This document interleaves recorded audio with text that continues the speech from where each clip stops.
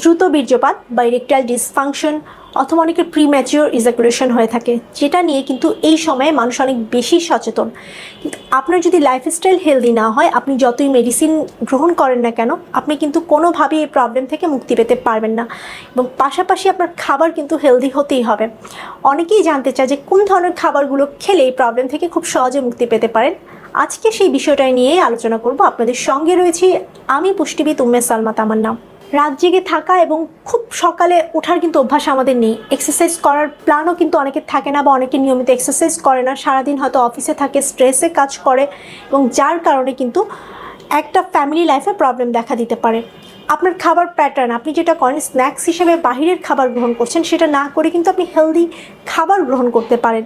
তো কোন ধরনের খাবারগুলো রাখবেন? আমরা বলি প্রোটিনযুক্ত খাবার এই সময় খেতে। অনেকেই আছে অতিমাত্রায় প্রোটিন গ্রহণ করছে। আপনার উচ্চতা এবং ওজন অনুযায়ী যতটুকু প্রোটিন দরকার ততটুকুই গ্রহণ করবেন, তবে চেষ্টা করবেন তার মধ্যে যাতে ফার্স্ট ক্লাস প্রোটিনটা থাকে।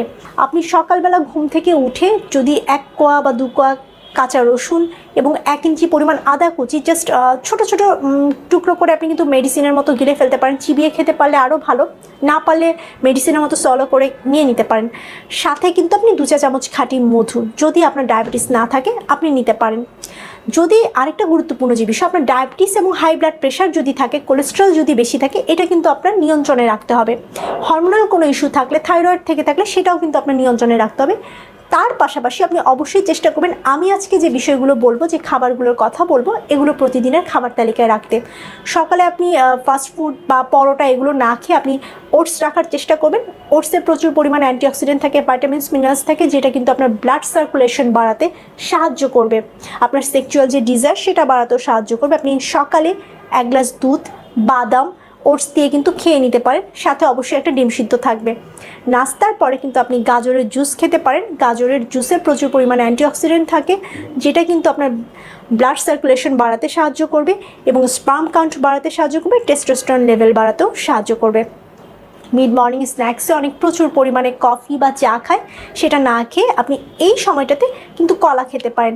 কলাতে প্রচুর পটাশিয়াম এবং ম্যাগনেশিয়াম পাওয়া যায়, যেটা কিন্তু আপনার জন্য অনেক উপকারী, আপনার স্ট্যামিনা বাড়াতেও সাহায্য করবে।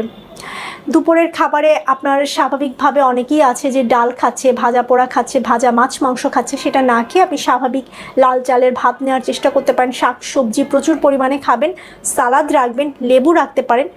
বিকালের খাবারে কিন্তু আপনি 1 মুঠো বাদাম রাখতে পারেন। অনেকে ভাবেন যে বাদামের মধ্যে কাঠবাদাম বা কাজু বাদাম হয়তো খুব উপকারী, কিন্তু আমি বলবো যাদের এই প্রিম্যাচিওর ইজাকুলেশন অথবা ইরেকটাইল ডিসফাংশনের প্রবলেম আছে, তারা কিন্তু অবশ্যই ওয়ালনাট মানে আখরোট বাদাম যেটা রয়েছে সেটা খাবেন। এটাতে প্রচুর পরিমাণে ওমেগা 3 থাকে, যেটা আপনার স্পার্ম কাউন্ট এবং টেস্টোস্টেরন লেভেল বাড়াতে সাহায্য করবে এবং এই প্রিম্যাচিওর ইজাকুলেশনও দূর করতে সাহায্য করবে। আপনি প্রতিদিন 4 থেকে 5টা করে আখরোট অবশ্যই খাবেন। বিকালের দিকে আপনি চাইলে কিন্তু 1 গ্লাস দুধ রাখতে পারেন, বাসায় এসেও কিন্তু 1 গ্লাস দুধ খেতে পারেন, অথবা দই খেতে পারেন। রাতে ঘুমাতে যাওয়ার আগে আপনি 1 গ্লাস দুধ, 1 চামচ পিনাট বাটার, এগুলো কিন্তু ইজিলি খেতে পারেন, যেটা কিন্তু খুব সহজে আপনার স্ট্যামিনা বাড়াতে সাহায্য করবে। আরেকটা যে গুরুত্বপূর্ণ খাবার, আপনি ডার্ক চকলেট খেতে পারেন।